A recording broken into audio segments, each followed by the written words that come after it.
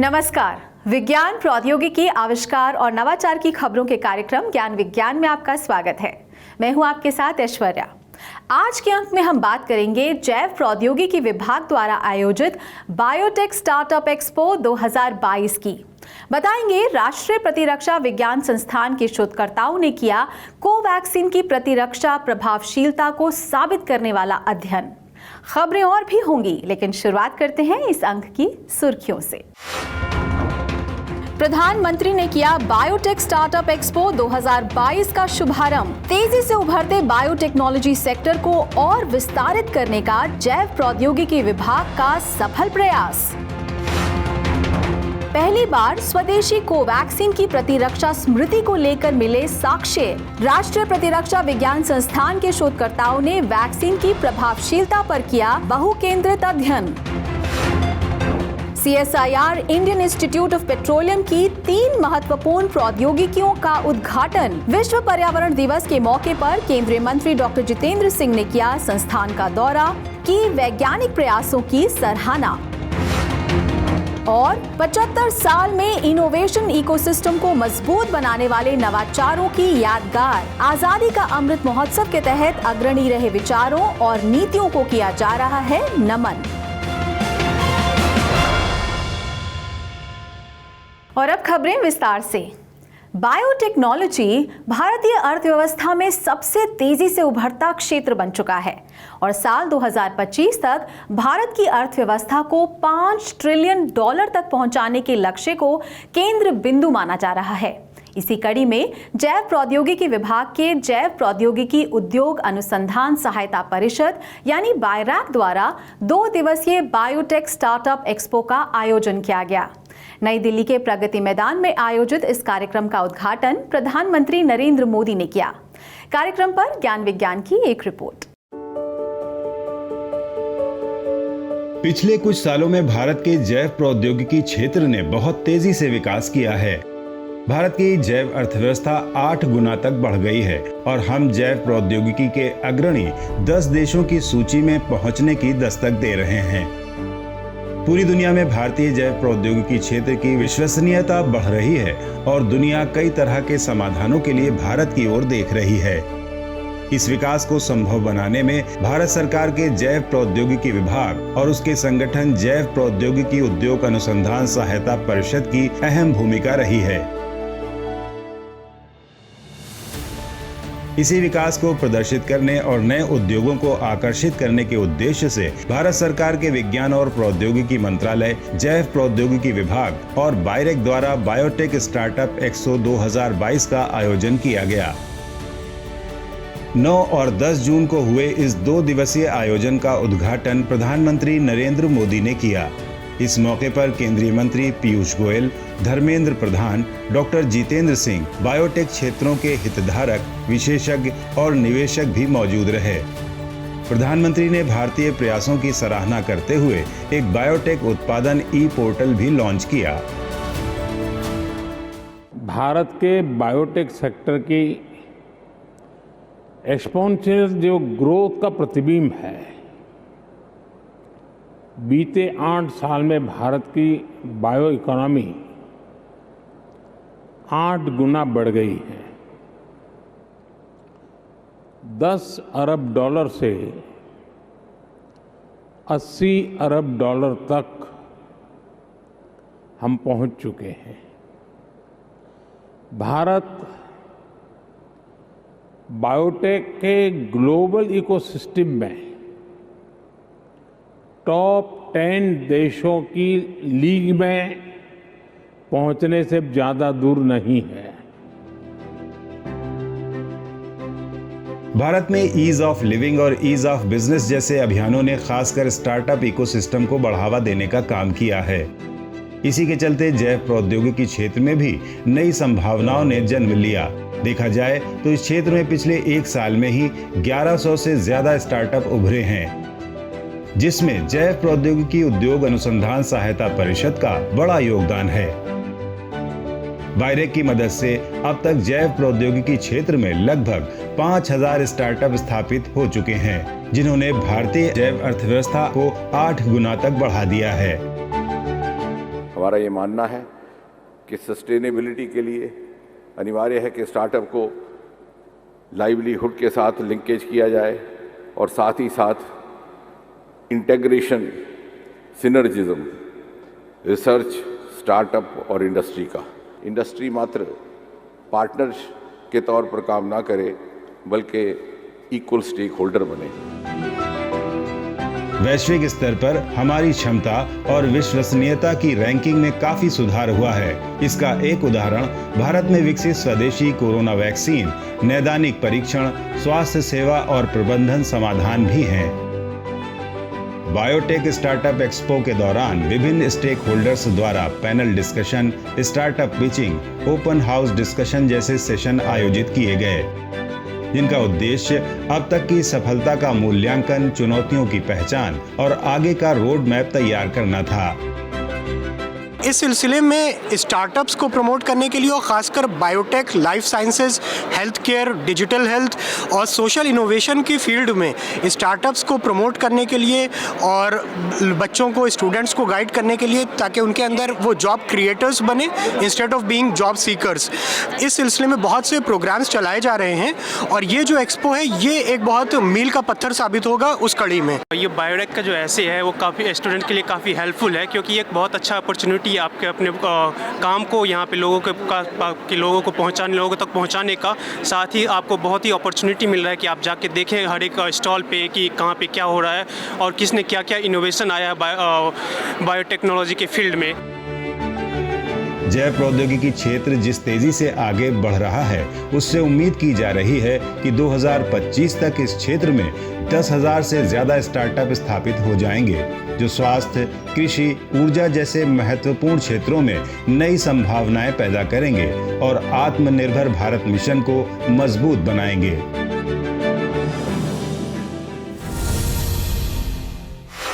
नई दिल्ली स्थित राष्ट्रीय प्रतिरक्षा विज्ञान संस्थान के शोधकर्ताओं द्वारा किए गए एक बहुकेंद्रित अध्ययन में सामने आया है कि स्वदेशी कोवैक्सीन प्रतिरक्षा संबंधी स्मृति उत्पन्न करने में कामयाब रही है। साथ ही ये SARS-CoV-2 के सभी वेरिएंट्स के खिलाफ कारगर है। कोवैक्सीन को लेकर इस तरह के साक्ष्य पहली बार प्रस्तुत किए गए हैं। यह अध्ययन कोरोना वैक्सीन की प्रतिरक्षा और प्रभावशीलता बने रहने का समय जैसे कई सवालों को हल करने में सहायक साबित होगा। ज्ञान विज्ञान की एक रिपोर्ट।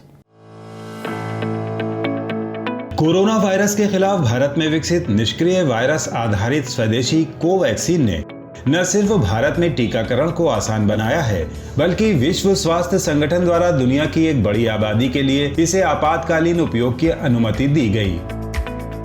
हालांकि इस वैक्सीन की प्रभावकारिता के नैदानिक परीक्षण आंकड़े उपलब्ध थे, फिर भी कई ऐसे सवाल थे जिनका जवाब तलाशा जा रहा था। जैसे, क्या कोवैक्सीन प्रतिरक्षा स्मृति को उत्पन्न करती है?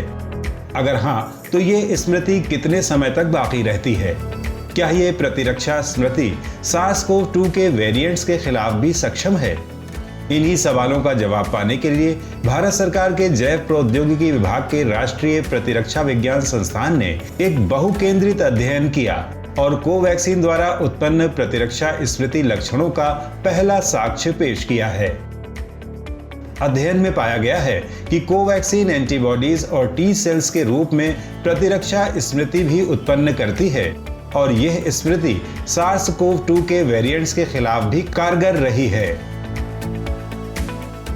We looked at Covaxin. This is a vaccine जो भारत बायोटेक ने इनएक्टिवेटेड वायरस प्रिपरेशन पे बनाया है एंड इस वैक्सीन का ट्रायल्स हुआ था। फेज़ 1, 2 एंड 3 ट्रायल डेटा भी अवेलेबल है। बट इस वैक्सीन का जो एक इम्यूनोलॉजिकल रिस्पॉन्सेज होते हैं, जैसे जो इम्यून मेमोरी होता है, जो बहुत ज़रूरी होता है डिसाइड करने के लिए कि क्या वैक्सीन इम्यून मेमोरी बना रहा है, क्या इसके बाद हमको बूस्टर का ज़रूरत पड़ेगा और पड़ेगा तो कब पड़ेगा, वो इन्फॉर्मेशन नहीं अवेलेबल था। तो हमारी टीम ने अराउंड 3 और 4 मेडिकल सेंटर्स के साथ मिलके इस पर काम किया है और हमने ये एनालिसिस किया है कि क्या ये वैक्सीन इम्यून मेमोरी इंड्यूस करती है और अगर करती है तो कौन से इम्यून कंपोनेंट्स को सबसे ज़्यादा इंड्यूस करती है।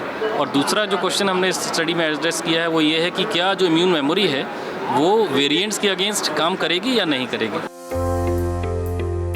NII के शोध दल ने 6 महीनों तक SARS-CoV-2 अनएक्सपोज्ड 97 ऐसे लोगों की जांच की जिन्हें कोवैक्सीन की दोनों खुराकें दी जा चुकी थी। उन पर हुई वैक्सीन की प्रतिक्रिया की तुलना हल्के कोविड-19 से उबर चुके 99 लोगों की प्रतिरक्षा स्मृति से की गई।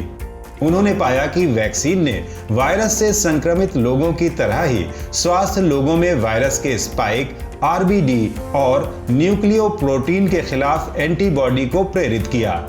अध्ययन ने साबित किया है कि कोवैक्सीन TFH कोशिकाओं को प्रेरित करने में सक्षम थी।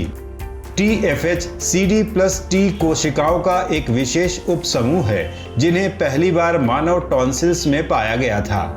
कोशिकाओं का यह सबसेट B कोशिकाओं को बाहरी रोगजनकों के खिलाफ एंटीबॉडी बनाने में मदद कर सुरक्षात्मक प्रतिरक्षा में महत्वपूर्ण भूमिका निभाता है। कोवैक्सीन द्वारा उत्पन्न TFH कोशिकाओं ने B कोशिकाओं की मदद करने की क्षमता का प्रदर्शन किया। इससे पता चलता है कि ये वैक्सीन मजबूत प्रतिरक्षा स्मृति को प्रेरित करती है जो कम से कम 6 महीने तक बनी रहती है और SARS-CoV-2 के वेरिएंट्स के खिलाफ भी प्रभावी है। हालांकि वैक्सीन द्वारा उत्पन्न CD8+ T सेल प्रतिक्रिया CD4+ T सेल प्रतिक्रिया से कम देखी गई।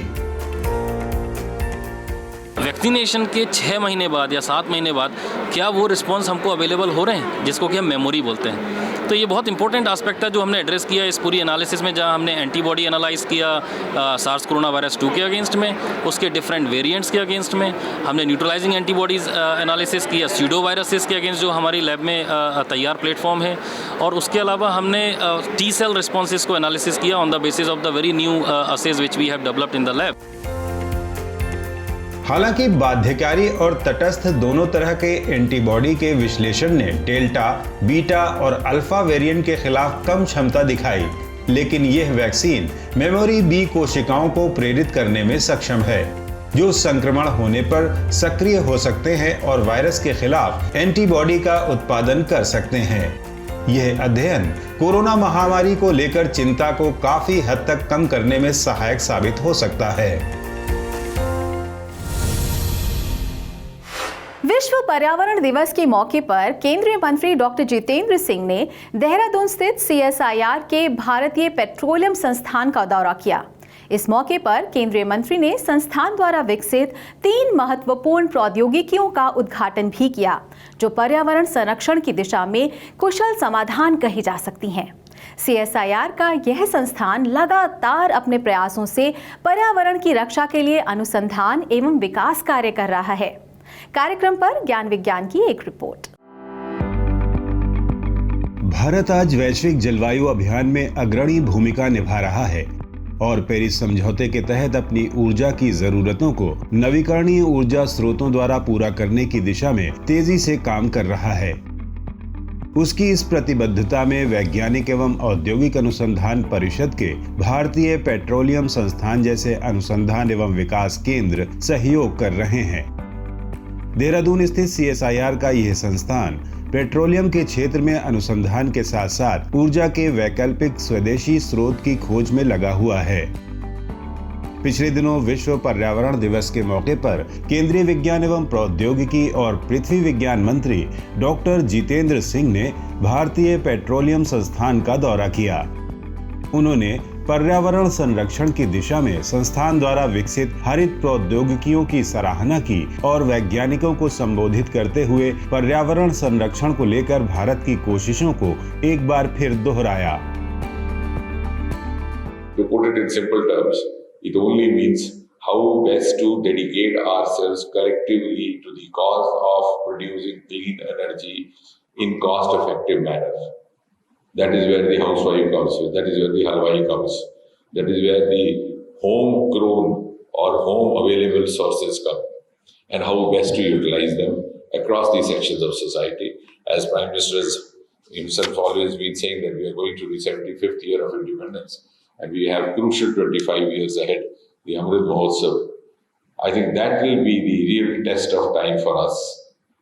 We have pledged to lead the world. The world is ready to be led by us. इस मौके पर अन्य गतिविधियों के अलावा केंद्रीय मंत्री ने भारतीय पेट्रोलियम संस्थान द्वारा विकसित 3 महत्वपूर्ण प्रौद्योगिकियों का उद्घाटन किया, जिनका सफलतापूर्वक व्यावसायीकरण किया जा चुका है। इनमें से एक है सॉल्ट स्प्रे प्लांट। संस्थान में स्थापित ये प्रौद्योगिकी सुविधा धात्विक पदार्थों की जंगरोधी गतिविधियों पर शोध कार्य के लिए स्थापित की गई है। इसके अलावा केंद्रीय मंत्री ने डिलेड कोकर प्लांट का भी उद्घाटन किया। ये हल्के हाइड्रोकार्बन उत्पादन के लिए पेट्रोलियम के अवशेषों को तोड़ने वाली प्रौद्योगिकी है। अपनी तरह की इस पहली स्वदेशी तकनीक का इस्तेमाल असम की नुमालीगढ़ रिफाइनरी लिमिटेड द्वारा किया जा रहा है। संस्थान के जैव ईंधन डिवीजन में एक आधुनिक संयंत्र का भी उद्घाटन किया गया। यह संयंत्र विभिन्न जैविक स्रोतों से प्राप्त तेलों से जैव ईंधन विकसित करता है, जिसमें खाद्य तेल भी शामिल हैं।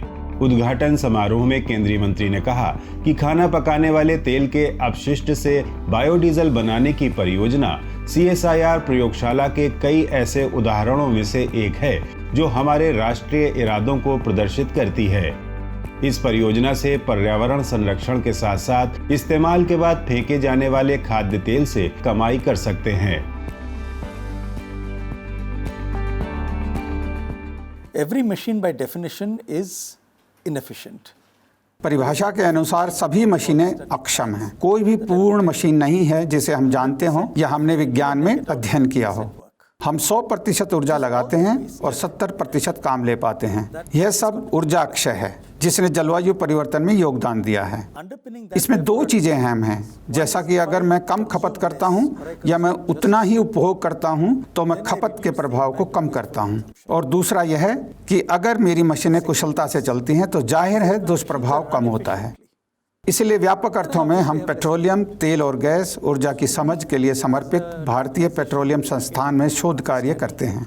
हम इस ऊर्जा पर्यावरण गठजोड़ को अपने मूल जनादेश के रूप में देखते हैं।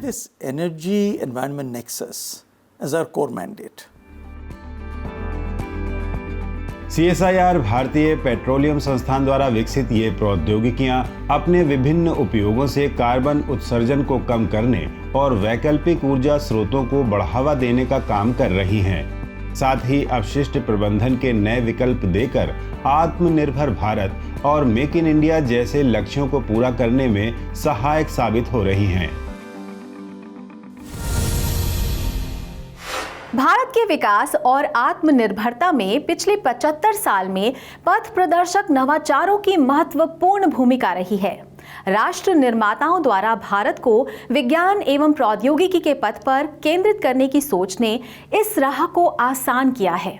आजादी का अमृत महोत्सव के तहत हम ऐसे ही यादगार नवाचारों, विज्ञान, प्रौद्योगिकी और इससे जुड़ी नीतियों को याद कर रहे हैं। एक रिपोर्ट।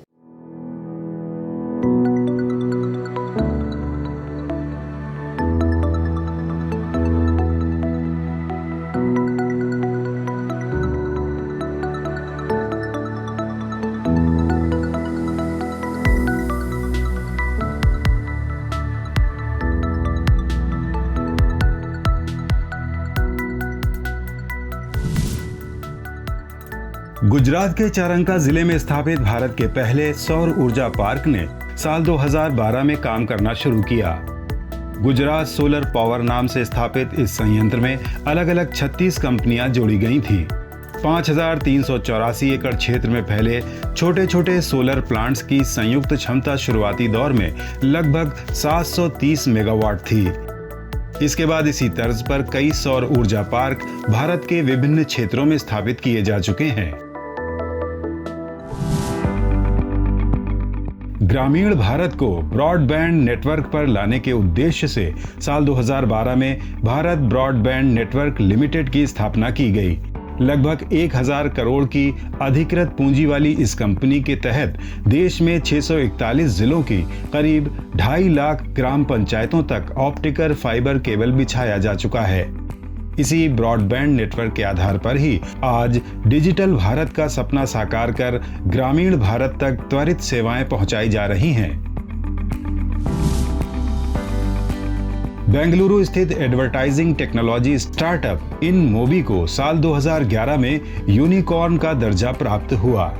ये भारत की पहली निजी कंपनी थी जिसकी वैल्यूएशन $100 करोड़ से ज्यादा आंकी गई और उसने वैश्विक स्तर पर उद्यमिता में अपनी पहचान बनाई।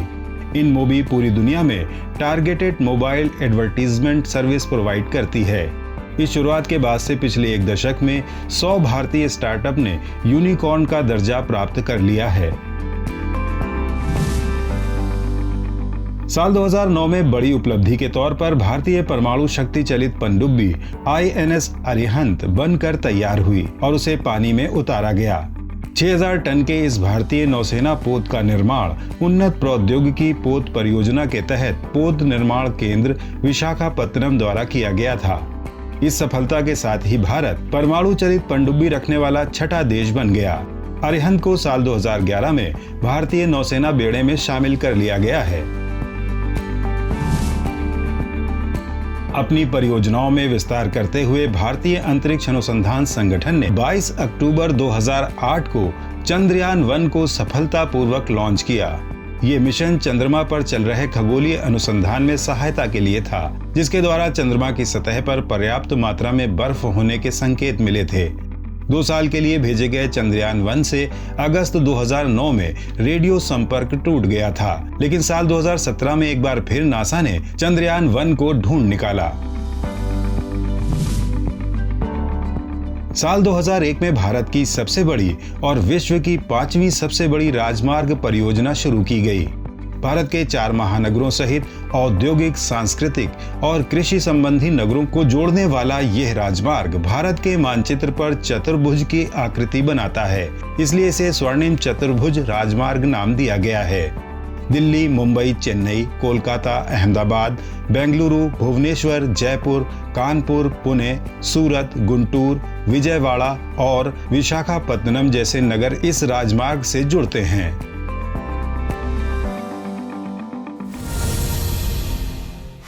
और अब नजर डालते हैं विज्ञान और प्रौद्योगिकी से जुड़ी देश और दुनिया की कुछ और ताजा गतिविधियों पर हमारे खास सेगमेंट साइंस एक्सप्रेस में।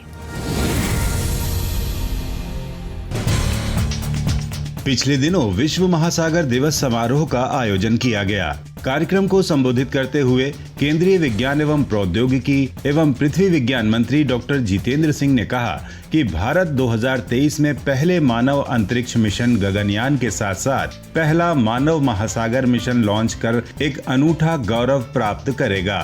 भारत सरकार बहुत जल्द ब्लू इकोनॉमी पॉलिसी जारी करेगी, जिससे साल 2030 तक महासागर आधारित उद्योगों में लगभग 4 करोड़ रोजगार अर्जित होंगे।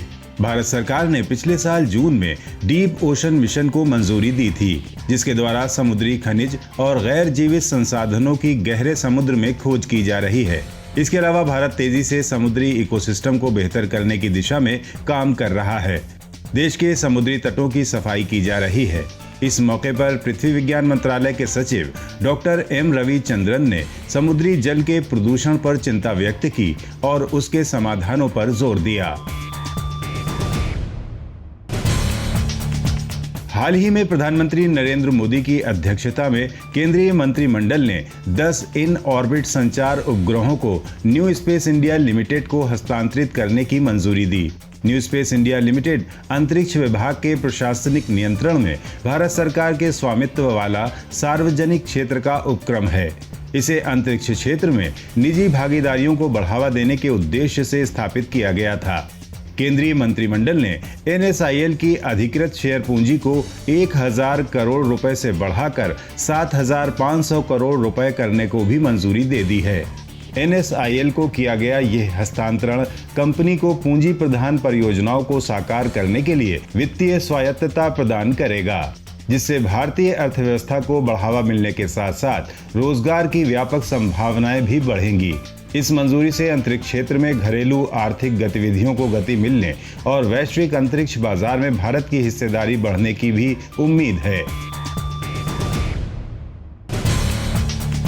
भारत सरकार की कैबिनेट बैठक में national institute for environmental studies Japan और Aryabhatta research institute of observational sciences Bharat के बीच एक समझौता ज्ञापन को भी मंजूरी दी गई है। दोनों देशों के संस्थानों के बीच ये समझौता वायु गुणवत्ता और जलवायु परिवर्तन पर संयुक्त अनुसंधान की राह खोलेगा। एरिस द्वारा किसी भी विदेशी निकाय के साथ इस तरह का ये पहला समझौता होगा।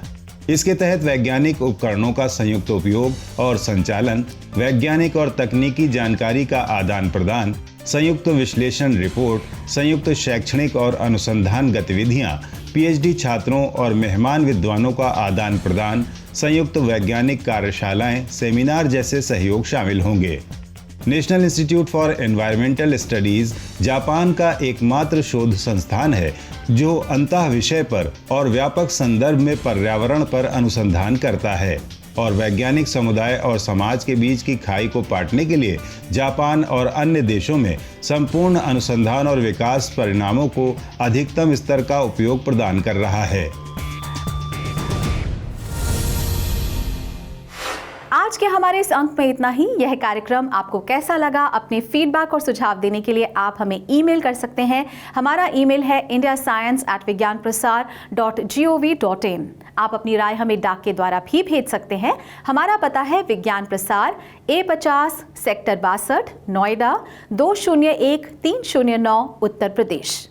विज्ञान, प्रौद्योगिकी, आविष्कार और नवाचार से जुड़ी ताज़ा जानकारियों के साथ अगले हफ्ते इसी वक्त इसी चैनल पर फिर हाजिर होंगे। तो बने रहिए हमारे साथ वैज्ञानिक सोच के साथ।